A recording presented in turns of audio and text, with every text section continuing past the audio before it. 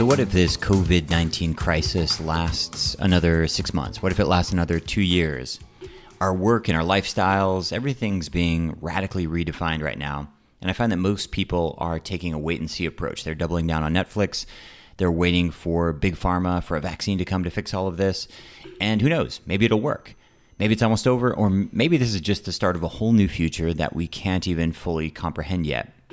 If you're new here, it's the Lucas Rockwood Show. I'm a yoga teacher, a trainer, a serial entrepreneur. I'm the father of 3 kids, but first and foremost, I'm a student, and I use this show as an excuse to go out into the world and find people writing books, doing medical research, practicing yoga, practicing meditation. I try to bring their best work to you here on the show so that we can all live more fulfilled lives. This week's show is a departure from my usual show format. It's just me, no guests. Just wanted to share some of my thoughts as we are here deep into the second wave of the COVID crisis here in Spain with no real end in sight. And we're currently in the state of emergency for the next 6 months. Kind of a dismal outlook. And here's what I know. Human psychology is such that fear and pain incite personal growth way more than pleasure or optimism. This is something that it irks me to no end that we're mostly motivated by stick, not by carrot. So my thought here is, what if on the podcast this week, what if we all just game out the worst case scenario here? What if we assume that this is a 1 to 2 year marathon, this COVID crisis, and use this uncertainty as a forcing factor for changes that you and me and everyone would like to make in the next 5, 7, or 10 years? What if we could accelerate those and make all of those changes in the next 1 to 2 years? What if we could leverage the fear and the uncertainty and the discomfort and the loss that all of us have experienced to really get some personal growth and professional growth and develop ourselves at a faster level? I stumbled upon this article in researching for this show, and it's called The Power of Negative Thinking. And I'd like to read to you some sections from it here. I think it's really important. In my world, in the yoga world, there's this prevalence of positive thinking, and it's sometimes referred to tongue-in-cheek as smile or die. The idea that if you're not happy and cheery and if you're not optimistic all the time, you're somehow less than, you're somehow inferior, you're somehow not an enlightened person. I've come to think that there's a time and a place for positive thinking and a positive outlook. For example, if you're on a holiday and your hotel turns out to be not that great, making the best of it, I think, is really a time for positive thinking.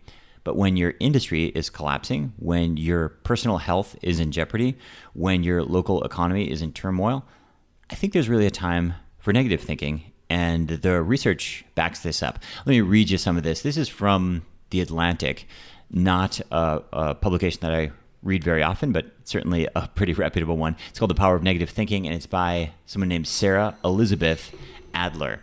Let me jump into this. Despite America's reputation for optimism, nearly 3/4 of the U.S. adults are pessimistic about the country's future. This may not be all bad, though. Decades of research have found that positive thinking isn't always so positive. In some cases, pessimists fare better than those with sunnier dispositions. And the author goes on to share some examples. Married couples who were extremely optimistic about their relationship's future were more likely to experience relationship deterioration. Optimism has also been tied to lower earnings. A study from British households found that across 2 decades, optimistic, self-employed people earned about 25% less than their pessimistic peers. And a National Cancer Institute research found that people who lowballed their risk for heart disease were much more likely to show early signs of it. What this article, what this research, this is all very well referenced, I'll link up in the show notes as well, is showing is that in many cases, optimism can also actually be a handicap. This idea that, the virus will magically disappear in April, the idea that big pharma will bail us out, the idea that your personal health is somehow controlled by the CDC, the idea that the economy is going to bounce back in 3 months after we get a vaccine, all of these things might not be the most strategic way to go. All of these things might make you feel good in the short term, but maybe there's not that much there in terms of actually getting results. So what if we gameplay here some of the worst case scenarios, and let's just talk them through. So what if someone in your immediate family gets COVID? What does that look like? Now, a bunch of you are nodding your head and you say, listen, Lucas, that's already happened. Me or my sister or my kids or my family, we've all had COVID already. Okay, so what if you lose a close family member, a friend, or a colleague to the virus? What does that look like? And again, some of you are already nodding your head saying, yeah, that already happened. And pretty much everyone's saying, hasn't happened to me in my immediate circle, but 1 degree of separation, it sure has. And now let's look at another major issue here.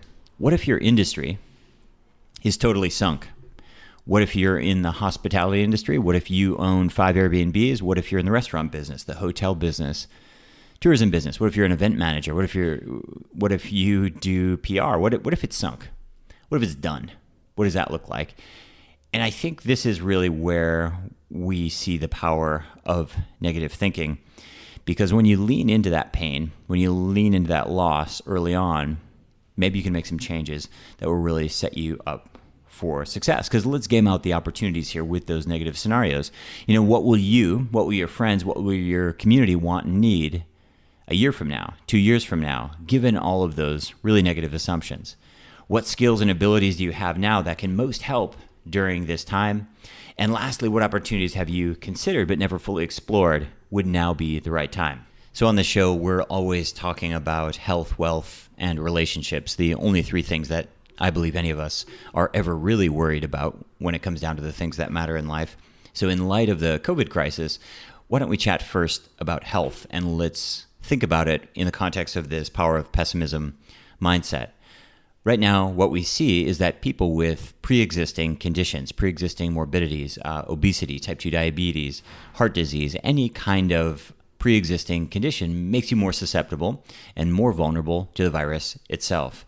The power of pessimism here can really help you to think about using that fear, using that pain to get yourself into possibly the best shape of your life, or maybe the best shape of this decade, or maybe the best shape of your 50s or your 40s or your 30s, whatever age bracket you're in. This can be the impetus for some really exciting change. And I'm sharing this with you because I've received more inbound inquiries from people who've never worked out before, who've never exercised or done any kind of diet or nutrition program before in the past 6-7 months than I've received in years. The volume of inbound, people who are suddenly interested in health and fitness and nutrition, has really skyrocketed. And it's coming from a place of fear. And I think that's just fine. And if you're at a place right now where you're afraid, and if you're seriously concerned about your health and the health of your family, I think the power of pessimism here can really motivate you to get in shape. And for many of you, that's hard because you're at home and maybe your yoga studios and fitness centers, gyms and CrossFit boxes, maybe they're all closed or they have reduced access, or maybe you just don't feel comfortable going there because of the virus. But you can practice at home. There are online classes exploding all over the place all the time. Try to get in a class that's live with real people in real time. My anecdotal research, my N=1 research here after 17 years of teaching yoga is that people do a lot better in group situations. The majority of people do. And a virtual group situation works almost as good as an in-person situation. And so in the context of fitness in particular, I would encourage you to move more and do that at home. Maybe switch to a standing desk, fix your workstation, start walking, start running. Use the fear of a global pandemic as a forcing function to help you get in the best shape of your life. Why not? What could be a better time or a better reason to do it? Now, the reality is people are drinking more than ever. People are smoking more weed than ever before, and people are gaining a lot of weight. That's what's happening. But there's a very significant minority of people who are going the other direction, and I would invite you to join them. And hopefully, going back through some of the past shows and things, you can meet other experts and get some ideas that will help you along that journey. In the context of relationships, I think what everybody has experienced is a culling of the herd. And what I mean by that is when social distancing is enforced, here it's legally enforced, you suddenly self-select very quickly who matters to you. You start calling less people, you start Zooming with less people, and your social world contracts massively. And it's very, very interesting to see who is left and why they're left, why these people matter to you. And for everyone I've talked to has at least 1 or 2 people who stayed in their circle who were kind of a surprise. These loose connections that suddenly became tight connections. These people who were maybe once a month friends suddenly become once a week friends. Maybe it's not in-person lunches or meetups or parties or things like this, but maybe it's meaningful conversations and phone calls. If there's anything that we can learn from lockdown and COVID and homework and confinement, I think it's that we can do more with less. less people, less infrastructure, less offices, and in the context of relationships, less relationships, but deeper relationships. What if you dug deeper wells with the people that you already have?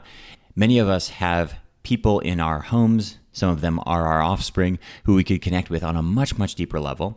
And maybe we can use COVID-19 as an excuse to make that happen. Now, of course, it's challenging when some of the things that you would normally do, whether it's dinner, food activities tend to be a huge one, nightlife, entertainment, when a lot of that stuff is pulled.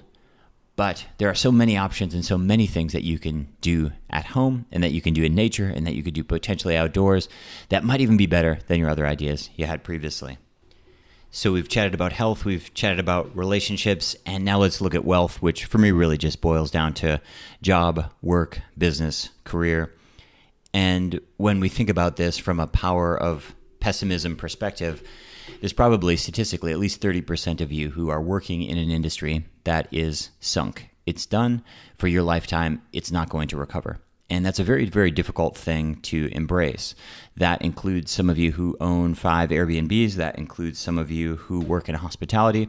That includes many of you who work in hotels and restaurants and tourist destinations. A lot of those opportunities are just done. They're just done.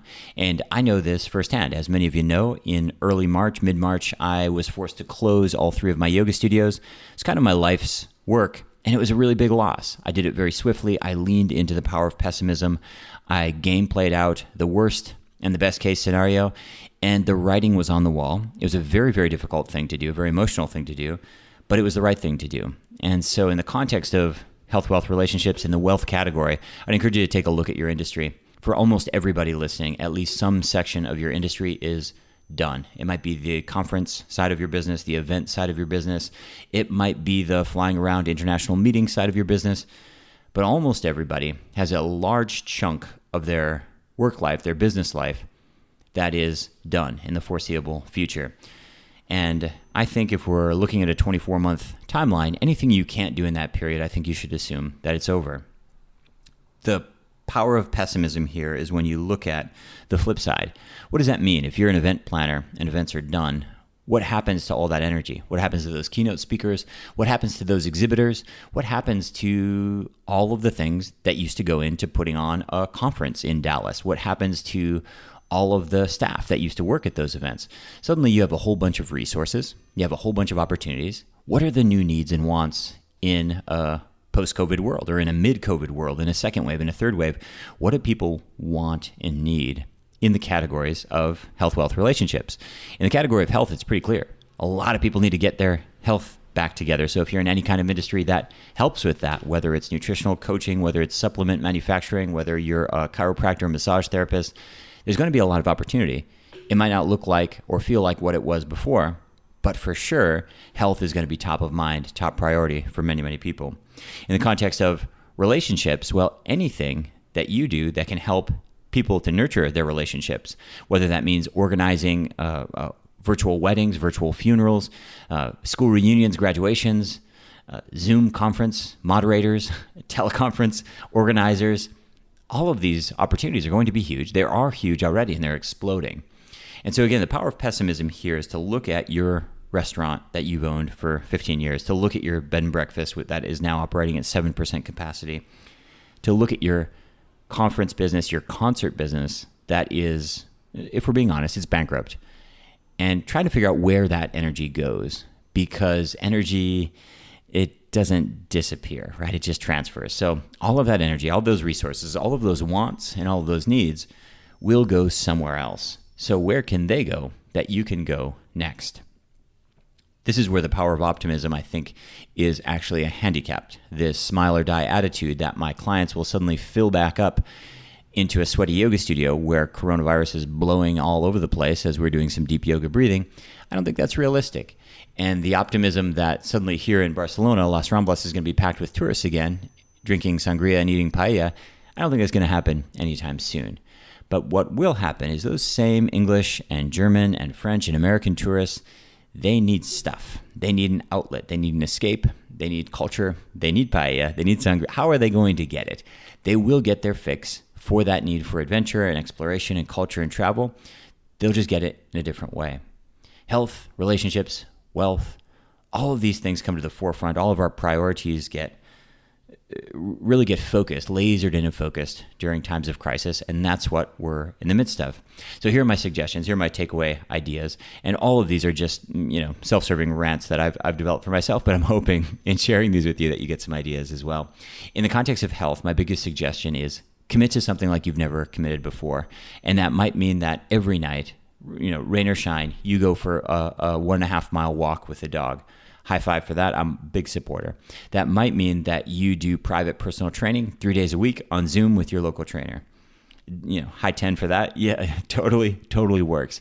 But commit to something like you've never committed before, but don't try to do it alone. This social distancing idea is terrible. It should be physical distancing. Just don't hang out in big crowds. You need to connect with people more than ever before. And this is where we get to the relationship bucket of health, relationships, and wealth. With relationships, my biggest suggestion is allow COVID to cull the herd and pay attention to who's left. And I think literally everybody I've talked to has made some really interesting discoveries in terms of the people who they keep in touch with. Think about what that means and think about what that might mean going forward. And there will be an after at some point, and there will be lunches and dinners and travel and some sort of semblance of a previous life at some point. It'd be interesting to see how that changes your social life going forward and how you can leverage that. I would just encourage you to really think about what people will want and need in your local community going forward. For every business that's sunk, there's a business with a line outside. For every nail salon that's forced to close its doors, there are grocery stores and delivery services that are jam-packed 24 hours a day. I don't think you should go into the grocery business. I don't think you should be a bicycle messenger. But what I'm saying is this energy is shifting and it's going somewhere else. And people's wants and needs will get moved to different things. And if you can get out ahead of that, you can use this time of extra time, of free time, of home work, of home study to develop new skills, to think about things that will matter in our new reality going forward. I apologize if this show sounds a little bit pretentious or preachy. Not my intention at all. Just wanted to share some thoughts and some ramblings during what is inherently a really confusing and turbulent times. I'm hoping to have 2020 be my best year ever. This is going to be a retroactive best year ever because right now I can't really claim that it is, but my hope is that by the end of 2021, I can look back and say 2020 was really filled with peaks and valleys, but we ended on a peak. We ended up at a place where I leveraged the fear and the pain and the loss to create something that I really wanted in all three of those buckets: health, relationships, and wealth. And I certainly hope that you can too. Appreciate you listening. Appreciate your support. Best of luck. I'm recruiting passionate yoga students, specifically yoga trapeze students, who would like to become certified yoga trapeze teachers. Here's the deal. Back pain was a huge problem before COVID. Because of COVID and shelter in place and telecommuting and quarantine, people are just not moving enough, and their spine is really affected. I'm getting emails, I'm getting social media questions. People are messaging me saying, what should I do? My back's hurting more than ever before. There's lots of great things you can do. The yoga trapeze is one of the more powerful at-home back care tools that I know of. And this is why we have hundreds of thousands of students all around the world. By students, I mean people who own a yoga trapeze practice at home, but they're looking for a teacher. We still are in need of more teachers. That's why we do these courses every quarter or so. The course is amazing. It's 12 days long. It's online, but it's live and interactive. So you can talk to me. I can see you in your home where you're practicing. I'll walk you step by step through the anatomy, the physiology, sequencing, and of course, business and session planning. Everything you need to go from zero to your first paying client. In fact, I just got an email from one of our recent graduates, and her very first client actually booked 20 sessions. So she's going to be very busy for the next month. Now, usually people book 4 sessions, but she had a really great day. If you'd like to learn more about the course and how it works, please go to yogatrapezeonline.com. We have a nutritional tip this week in response to a listener question. Listener Carrie says, I know you've said berries are a good fruit option. What are your thoughts on cranberries? When you go into the grocery store and you look at the fruit is really interesting. Lots of fiber, lots of water, lots of vitamins, in some cases some minerals. The challenge is most modern fruits have been bred for sweetness and appearance and not really for taste or nutrients. And so you get a lot of fruits that are just really sweet. That doesn't mean you shouldn't eat them. It just means you shouldn't eat so much of them. And so your apples, oranges, pears, grapes, watermelon. They're some of the sweeter fruits, higher in fructose. And the lower glycemic fruits would be things like berries. And cranberries certainly, Carrie, would fall under that category. And again, I don't want to vilify apples or something. There's nothing wrong with an apple, but it is extremely sweet and really high in fructose. And a cranberry, a raspberry, a blueberry, nutritionally are a little bit more interesting if you have the choice. Hope that's helpful. We have a listener question from Christina this week about frog pose in our hip challenge. And Christina says, I can hardly achieve the position. Once there, I feel it on the outside of my thigh at my hip. It's so achy. Any suggestions? Frog pose there's a couple of different versions of frog, but the one Christina is talking about, it's kind of like a half side splits. You're on your knees in a child's pose, and then your knees go out, out, out, out, out until you approximate a half side splits. A couple of things, Christina, make sure your knees are really padded up. Make sure your toes are pointing to the outside. And if this pose doesn't work for you, there are other poses that stretch those adductors, those muscles on the insides of your legs, in the same fashion. A big part of the reason that we do lots of different stretches with your hips is because your hip joint is really complex. There's a couple of dozen different tissues that support the joint, and the range of motion is really big, right? We can flex, extend, adduct, abduct, circumduct. Your hip moves all over the place. And so in order to have truly open hips, we need to do more than just open up those adductors on the insides of your legs, but we do need to work on those as well too. So Christina, my thought would be try doing the box splits instead of frog pose. You can also take a look at flamenco pose. Part 2 can be really helpful. For those of you who have no idea what we're talking about, you can check out our hip opening challenge at yogabody.com. We run this 21-day hip opening challenge. It's 15 minutes per day, and it's a lot of fun.